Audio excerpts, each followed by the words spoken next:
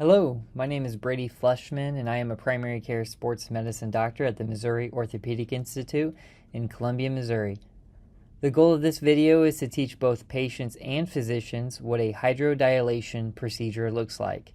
This is a specific injection that may be a treatment option for patients diagnosed with a frozen shoulder, or also called adhesive capsulitis. For the injection, I will have the patient lay on the unaffected shoulder. I will clean the back of the affected shoulder with an antiseptic solution to help prevent infection. Following this, we will use an ultrasound probe and gel and place it on the back of the shoulder as shown. The goal of a hydrodilation is to use fluid, mainly sterile water, to stretch the capsule of the shoulder joint and help improve patients' range of motion and pain.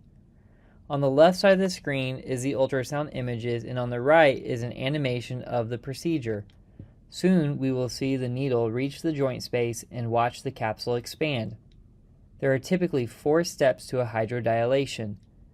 The first step is using lidocaine, which is a numbing medication to numb the skin and muscles in the back of the shoulder. This is a shorter, skinnier needle which helps reduce pain. This needle is then removed.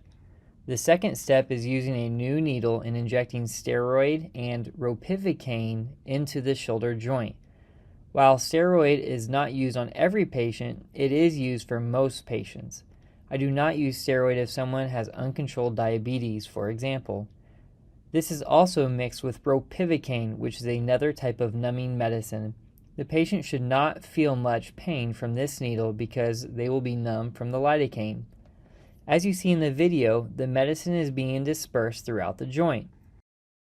Following this, the needle stays in place and the syringe is removed and swapped with a third syringe which contains more numbing medicine called ropivacaine. Ropivacaine is injected into the capsule to help numb the joint further.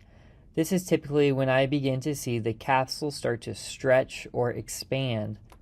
This syringe is then removed. Finally, the last step involves injecting sterile saline or water into the joint. It's at this step I will start to see significant expansion of the joint as illustrated in the ultrasound and animation. Following this, the needle will be removed. Post-injection, we strongly recommend aggressive range of motion, particularly the first few hours after the injection. An athletic trainer or I will do some range of motion exercises in the office and discuss some exercises for the patient to do at home.